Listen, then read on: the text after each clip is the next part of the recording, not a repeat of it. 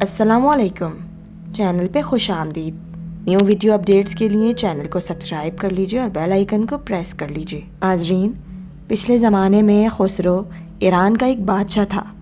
اس کی عادت تھی کہ لباس تبدیل کر کے شہر کا گشت کرتا تاکہ رعایا کے برے بھلے حالات سے واقف رہے۔ ایک روز حسب معمول وہ اپنے وزیر کے ساتھ شہر میں گشت کے لیے نکلا۔ ایک چھوٹی سی گلی میں مکانوں کو دیکھنے لگا کہ غربا کس طرح بسر اوقات کرتے ہیں۔ انہیں مکانوں میں عورتوں کے بولنے کی آواز آئی۔ بادشاہ گفتگو سننے کے لیے ٹھہر گیا۔ کواڑ کی درز میں جھانک کر دیکھا تو 3 نوجوان عورتیں چرخہ کاٹ رہی ہیں۔ ان میں سے بڑی بہن بولی کہ اگر میرا بس چلے تو میں نان بائی سے بیاہ کر لوں اور اس مشقت کی زندگی سے نجات پاؤں۔ منجلی بہن بولی کہ میں بادشاہ کے باورچی سے نکاح کر لوں تاکہ عمدہ کھانے روز کھانے کو ملیں۔ سب سے چھوٹی بہن بولی کہ جب تم خیالی پلاؤ پکا رہی ہو تو میں بھی بادشاہ ہی سے بیاہ کر لوں کہ سارا ملک مجھے ملکہ کہے۔ پھر ہنسنے لگی۔ بادشاہ نے وزیر سے کہا کہ اس گھر کو پہچان لو، صبح ان تینوں عورتوں کو دربار میں حاضر کرنا۔ اس کے بعد بادشاہ گشت کر کے آرام کرنے چلا گیا۔ دوسرے روز وہ تینوں بہنیں دربار میں پیش کی گئیں۔ بادشاہ نے رات کا قصہ پوچھا تو وہ ڈر گئیں، لیکن خسرو نے نرمی سے کہا کہ خوف کی کوئی ضرورت نہیں، جو بات تھی بیان کرو۔ مجبوراً انہوں نے رات کو جو کچھ کہا تھا بادشاہ کے سامنے دہرایا۔ بادشاہ نے اسی وقت بڑی اور منجلی بہن کی شادی نان بائی اور باورچی سے کر دی اور چھوٹی کو اپنی ملکہ بنا لیا۔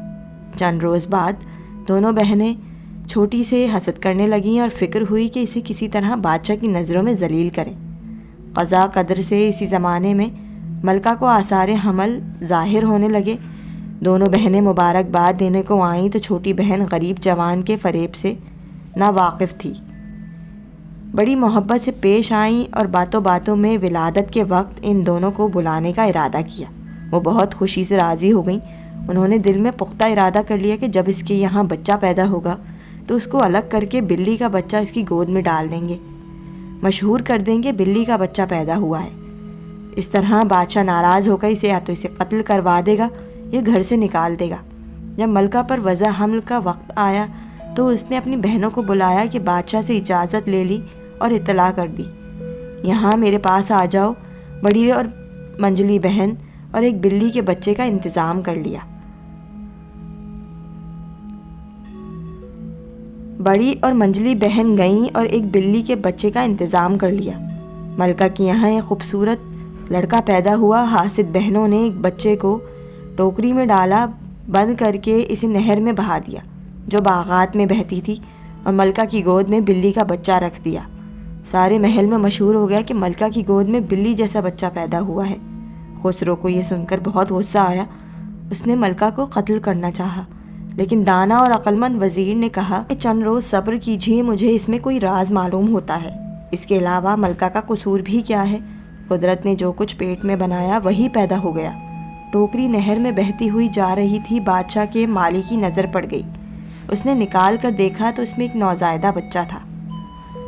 مالی کے گھر کوئی اولاد نہ تھی۔ وہ خوشی خوشی بچے کو لے کر گھر آیا اور اپنی بیوی کے سپرد کر دیا۔ مالن نے اپنے ہی بچے کی طرح اسے پالنا شروع کر دیا۔ ٹوکری چونکہ شاہی محل کی طرف سے آئی تھی، مالی نے اس کا ذکر کسی سے نہ کیا۔ ممکن ہے کوئی بادشاہی راز ہو۔ بچہ پلتا رہا یہاں تک کہ 1 سال کا ہو گیا۔ دوسرے سال ملکہ کے یہاں پھر بچہ پیدا ہوا۔ بدنصیب ملکہ نے لا علمی سے اپنی بہنوں کو اس مرتبہ بھی بلا لیا، اب کہ انہوں نے مردہ کتے کا پلہ ڈال کر مشہور کر دیا کہ مردہ کتے کا پلہ پیدا ہوا۔ اصلی لڑکا تو ٹوکری میں ڈال کر نہر میں بہا دیا۔ اتفاقاً اس کو بھی مالی نے پکڑ لیا اور اپنے گھر پر پرورش کرنے لگا۔ تیسرے سال پھر ملکہ کی لڑکی پیدا ہوئی، لیکن حاسد بہنوں نے اس کو بھی مردہ چوہا مشہور کر دیا اور لڑکی کو نہر میں بہا دیا۔ قضائے قدرت سے لڑکی بھی مالی کو مل گئی۔ اس نے اسے بھی رکھ لیا۔ بادشاہ نے ناراض ہو کر ملکہ کو ایک لوہے کے پنجرے میں بند کر کے شہر کی مسجد کے دروازے پر رکھوا دیا کہ ہر آنے والا اس کے منہ پر تھوکے، جو انکار کرے اس کو قتل کر دیا جائے۔ لوگ مجبوراً ملکہ کے منہ پر تھوکتے اور بادشاہ کے ظلم کو برا سمجھتے۔ تینوں بچے مالی کے یہاں پرورش پاتے رہے۔ مالی نے تعلیم و تربیت شہزادوں جیسی کروائی۔ لڑکی بھی اسی طرح پڑھتی جیسے شہزادوں کا قاعدہ ہے۔ بڑے بھائی کا نام مالی نے بہیمن، چھوٹے بھائی کا پرویز اور لڑکی کا نام پریزاد رکھا، اور اسی نام سے ہر ایک مشہور ہوا۔ اسی زمانے میں مالن اتفاقاً بیمار ہو کر مر گئی۔ بچوں کو اتنا رنج ہوا جیسا کہ ماں کا ہوتا ہے، چونکہ وہ اسی کو ماں سمجھتے تھے۔ اسی اثنا میں سب پڑھ لکھ کر جوان ہو گئے۔ مالی بھی روپے پیسے والا تھا۔ اس نے بادشاہ سے اجازت لے کر ایک محل تعمیر کروایا اور بہت بڑا باغ بنوایا، جس میں ایک چڑیا خانہ بھی تھا، اور معینہ تینوں بچے کے اس میں رہنے لگے۔ ابھی یہاں رہتے زیادہ دن نہیں ہوئے تھے کہ مالی بھی مر گیا۔ بچے بہت ہی پریشان ہوئے، لیکن کیا ہو سکتا تھا، آخرکار صبر کر کے بیٹھ گئے۔ دونوں بھائی سیر و شکار کے لیے جاتے۔ پریزاد باغ میں اپنا دل بہلاتی یا کبھی گا لیتی۔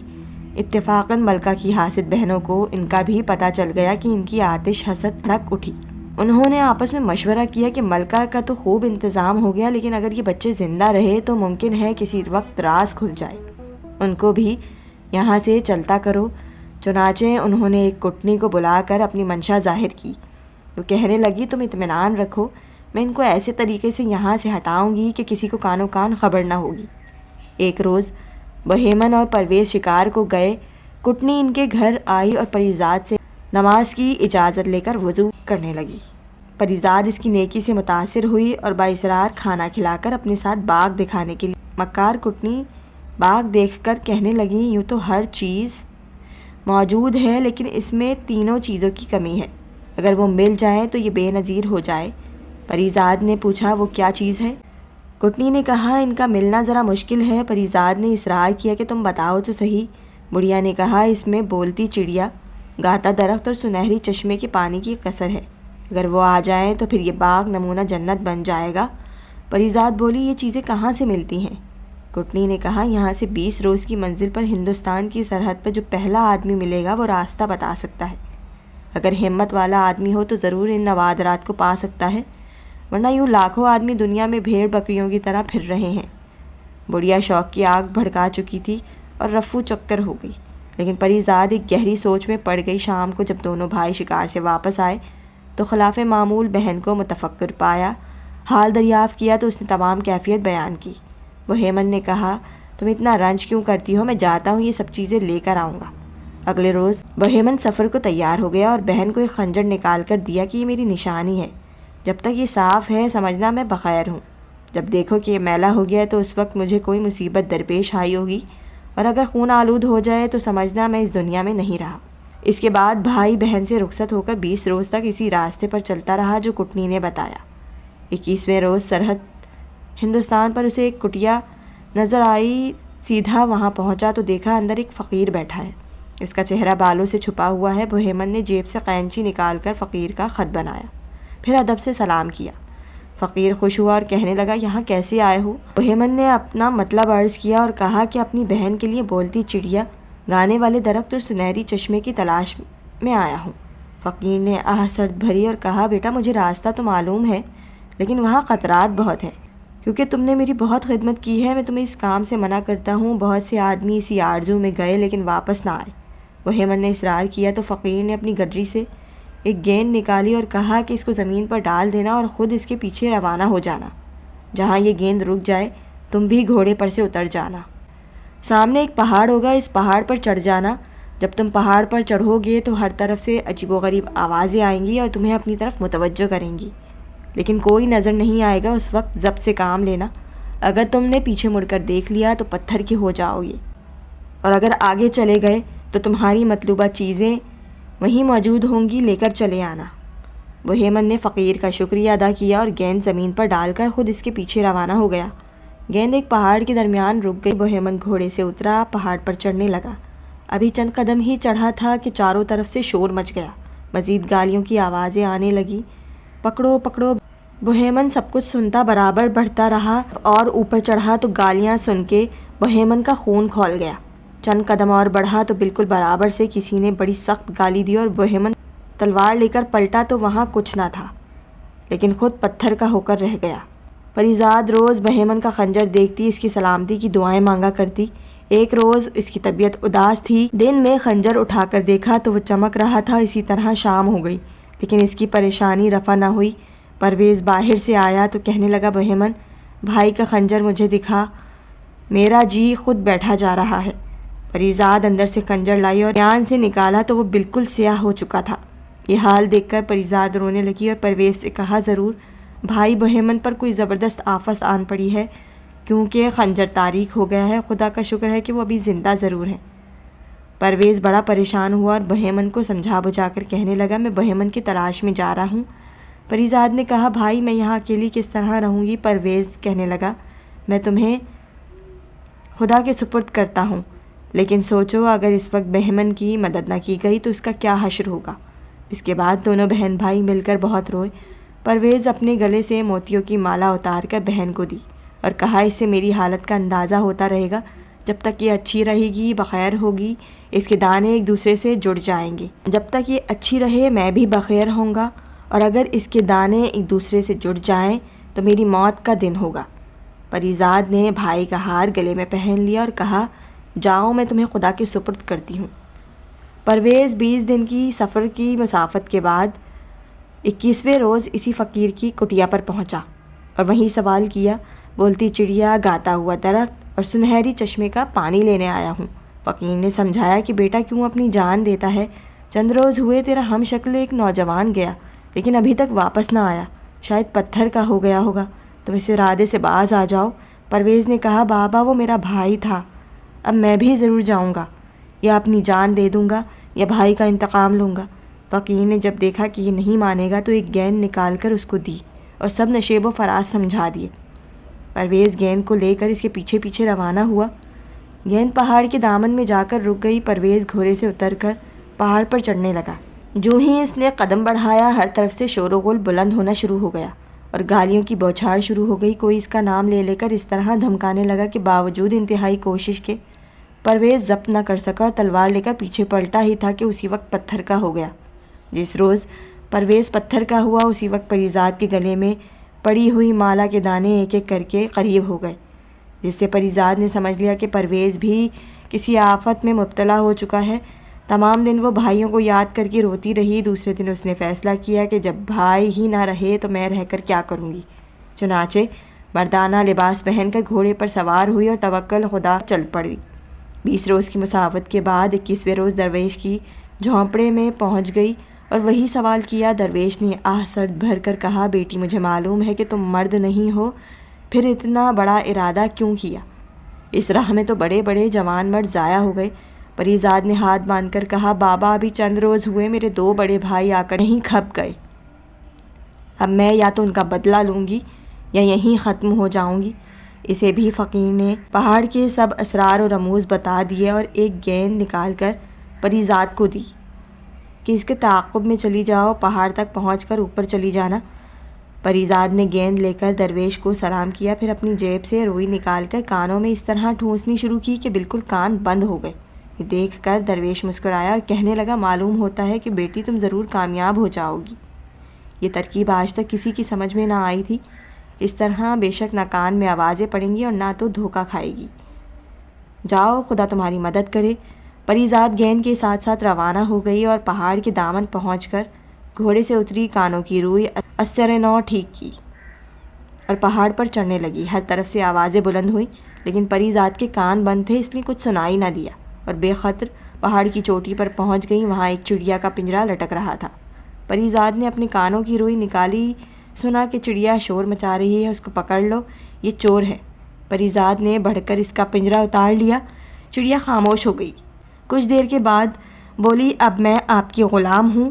پریزاد نے کہا گانے والا درخت کہاں ہے؟ چڑیا نے اس کا پتہ بتا دیا اور کہا کہ اس کی شاخ توڑ لو، وہی کافی ہے۔ پریزاد نے اس کی شاخ توڑ لی، پھر سامنے چشمے سے وہی رکھا ہوا ایک چاندی کا گھڑا بھر لیا۔ پھر پریزاد نے چڑیا سے بولا کہ میرے بھائی جو پتھر کے ہو گئے ہیں کس طرح اچھے ہوں گے؟ چڑیا بولی یہ سب طلسم کا کھیل ہے، اسی چشمے کا پانی ڈال دو، پھر خدا کی قدرت دیکھو۔ پریزاد نے پہلے اپنے بھائیوں کو پہچان کر سنہرے چشمے کا پانی چھڑکا اور وہ اسی وقت اصلی حالت میں آ گئے۔ بہن سے مل کر بہت خوش ہوئے۔ اس کے بعد تینوں نے مل کر ان آدمیوں پر چشمے کا پانی چھڑکا جو پتھر کے بنے ہوئے تھے۔ پانی پڑتے ہی سب کے سب حکم خدا سے اصلی حالت میں آ گئے اور پریزاد کا بے حد شکریہ ادا کیا۔ اس کے بعد پہاڑ کے نیچے اترے تو دیکھا کہ گھوڑے کھڑے ہنہنا رہے ہیں۔ سب نے اپنے اپنے گھوڑے پہچانے اور ان پر سوار ہو کر شاہراہ پر آ گئے۔ وہاں آ کر دیکھا نہ تو فقیر تھا نہ اس کی کٹیا، صاف میدان پڑا ہے۔ پری ذات کہنے لگی یہ فقیر ہی طلسم سے متعلق تھا، جب طلسم ختم ہو گیا تو وہ بھی غائب ہو گیا۔ اس کے بعد اس نے ان سب نوجوانوں کو رخصت کیا اور خود اپنے بھائیوں کے ساتھ نوادرات لیے ہوئے اپنے وطن روانہ ہو گئی۔ گھر آ کر اس نے گانے والے درخت کی شاخ اور ایک موزوں جگہ پر رکھی اور ایک عمدہ حوض میں فوارہ تیار کر کے اس میں سنہرے چشمے کا پانی ڈال دیا۔ جب اگلے دن صبح کو دیکھا تو اس شاخ کی بجائے ایک پورا درخت کھڑا تھا۔ اس نے عجیب و غریب سر پھوٹ رہے تھے، حوض لبریز تھا اور فوارہ زور سے چل رہا تھا۔ بارہ دری میں چڑیا کا پنجرا لٹک رہا تھا اور چڑیا عمدہ عمدہ باتیں کر رہی تھی۔ شہر میں ان چیزوں کی شہرت ہو گئی۔ جوں لوگ ان عجائبات کو دیکھنے آتے حیران رہ جاتے۔ ایک روز بہمن اور پرویز شکار کھیل کر واپس آ رہے تھے۔ راستے میں بادشاہ کی سواری مل گئی۔ ہر چند انہوں نے کوشش کی کہ بچ کر نکل جائیں، لیکن سامنا ہو ہی گیا۔ مجبوراً مؤدب ہو کر کھڑے ہو گئے اور جب بادشاہ قریب سے گزرا تو جھک کر تعظیم بجا لائے۔ ان کو دیکھ کر بادشاہ کی طبیعت خود بخود کھنچنے لگی۔ چنانچہ سواری دیکھ کر دریافت کیا کہ تم کس کے لڑکے ہو؟ انہوں نے عرض کیا حضور کے مالی کے لڑکے ہیں، فلاں جگہ حضور کی اجازت سے محل تعمیر کروایا تھا، اس میں رہتے ہیں۔ بادشاہ کے دل میں لمحہ بلمحہ ان کی محبت بڑھ رہی تھی۔ صرف بات بڑھانے کو پوچھا تم کہاں سے آ رہے ہو؟